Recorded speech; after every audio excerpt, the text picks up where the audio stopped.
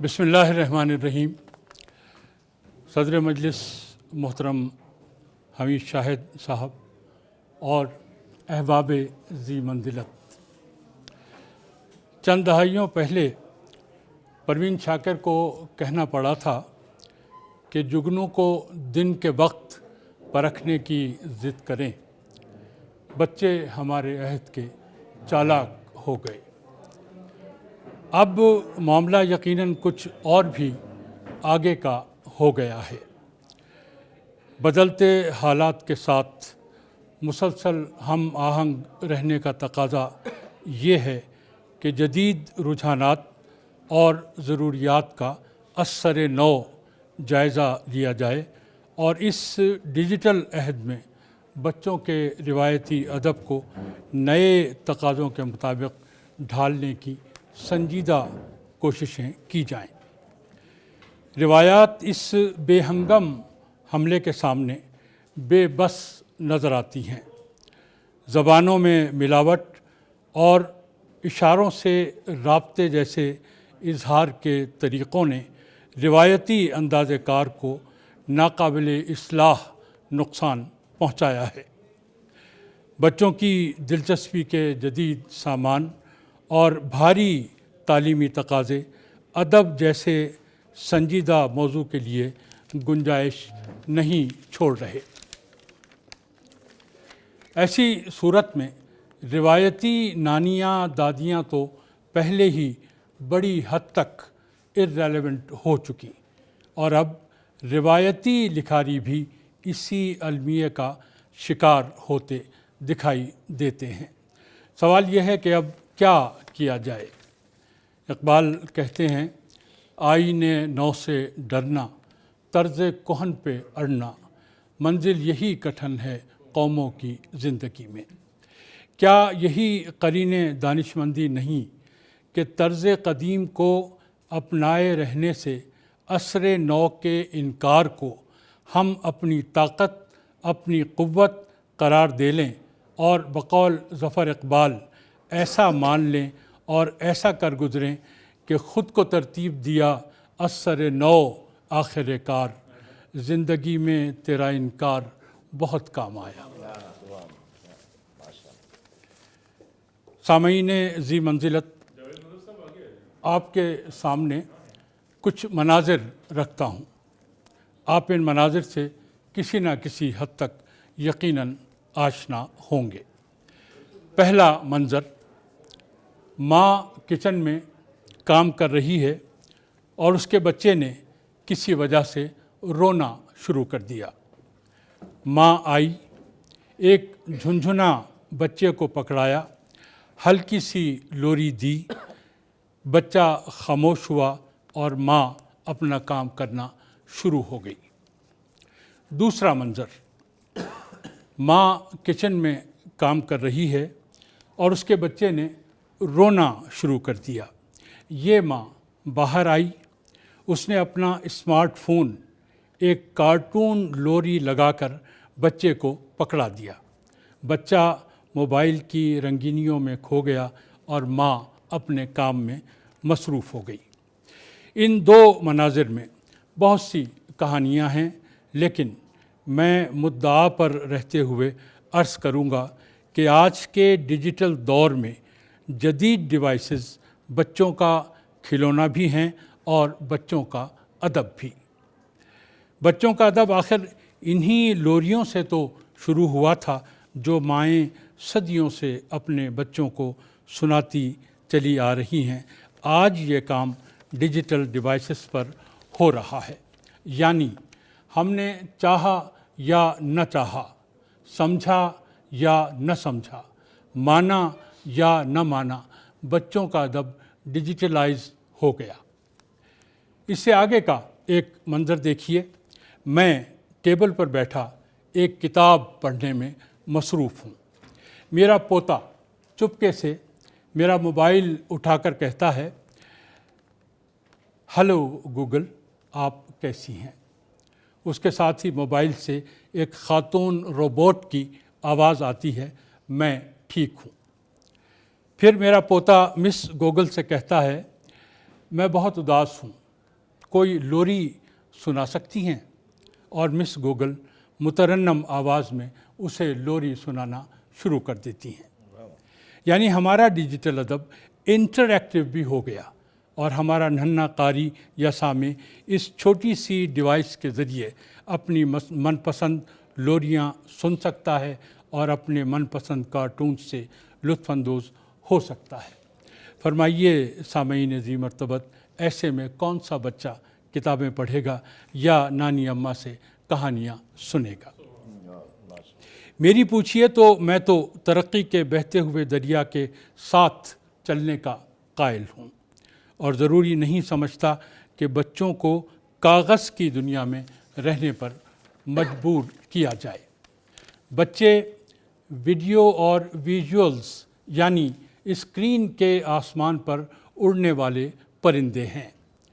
جو آج نہیں اڑ رہے وہ کل اڑنا شروع کر دیں گے، اور ہم انہیں نہیں روک سکتے۔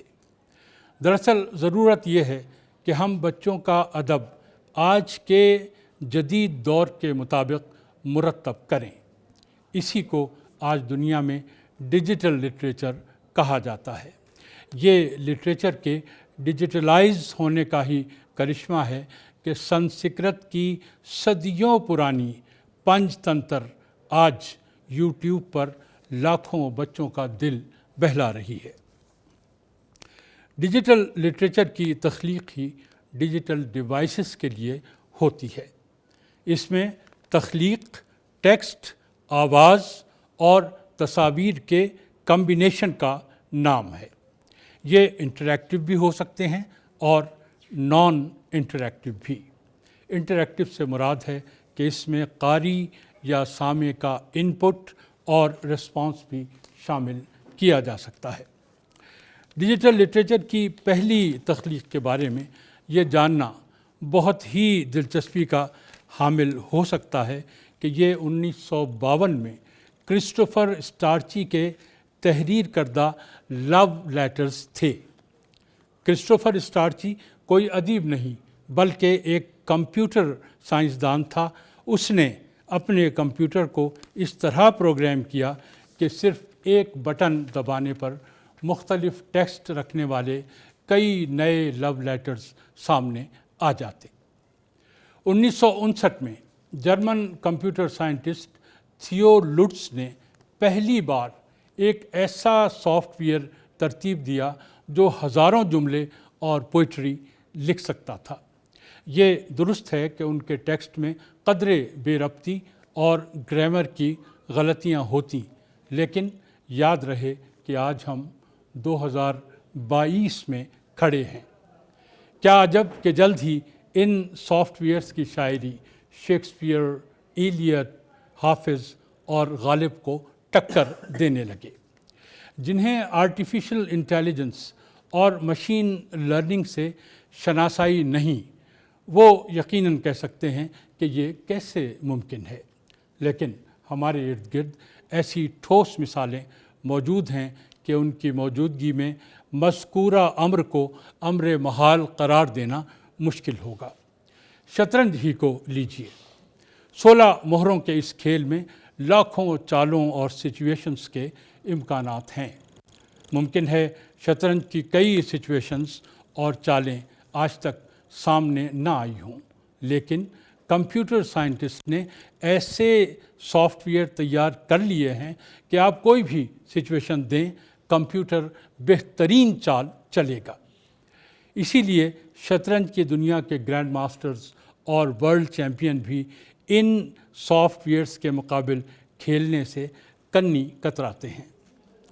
سامعین ذی مرتبت، یہ تو واضح ہو ہی چکا ہے کہ بات صرف نانی اماں کی پرانی کہانیوں اور لوریوں یا پنچ تنتر کو ڈیجیٹلائز کرنے تک محدود نہیں، بلکہ اصل ہدف تو آرٹیفیشل انٹیلیجنس اور مشین لرننگ کو بروئے کار لاتے ہوئے ان ڈیوائسز کو ہماری روایت، ثقافت اور تہذیب کے مطابق اس طرح پروگرام کرنا ہے کہ اس تخلیق میں لفظی، تصویری اور صوتی متن قاری کی عمر، ضروریات اور نفسیات کے مطابق ڈھل جائے۔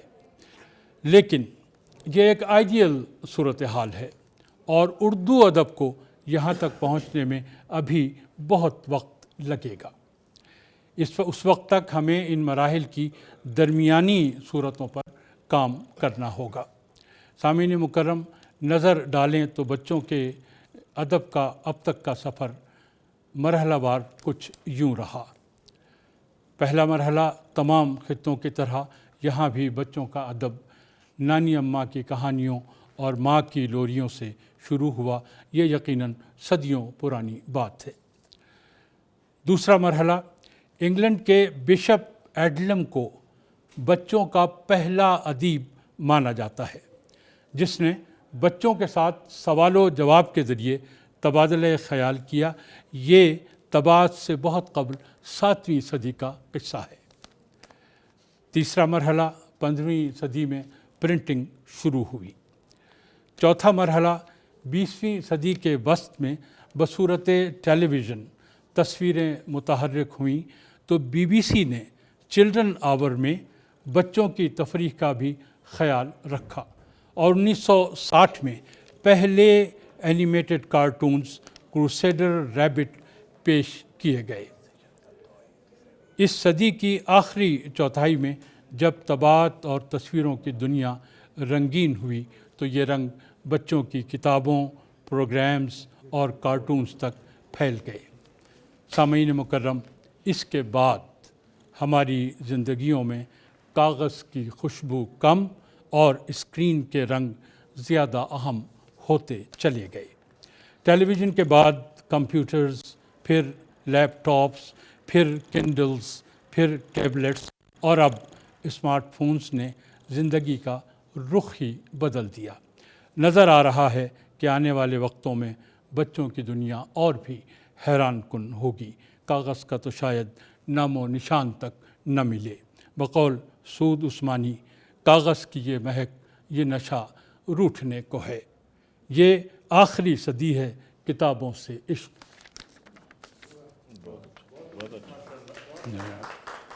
سامعین ذی منزلت، ہم کہیں کاغذ اور اسکرین کے درمیان کھڑے ہیں۔ ہمارے اجداد کاغذ کی دنیا کے باشندے تھے اور ہمارے بچے پیپر لیس اسکرین کی دنیا کے باسی ہوں گے۔ بلکہ آج بھی وہ ڈیوائسز اور اسکرین کی دنیا کو ہم سے زیادہ سمجھتے ہیں، لہٰذا یہ ان کا حق ہے کہ ان کا ادب بھی انہی ڈیوائسز پر مشتمل ہو۔ کچھ روشن دماغ دنیا میں اس پر پہلے ہی کام کر رہے ہیں۔ فن لینڈ کی تمام پرائمری ایجوکیشن انہی ڈیوائسز اور اسکرین پر ہے۔ سیدنا علی المرتضیٰ رضی اللہ تعالیٰ عنہ کیسی چشم کشا بات فرما گئے ہیں کہ تمہارے بچے آنے والے زمانے کے لیے پیدا ہوئے ہیں، لہٰذا اس بات پر مصر نہ رہو کہ وہ تمہارے زمانے کے علم اور تمہارے زمانے کی چیزوں پر اکتفا کریں۔ یہ ہے دامن، یہ ہے گریباں، آؤ کچھ تو کام کریں، موسم کا منہ تکتے رہنا کام نہیں دیوانوں کا۔ والسلام۔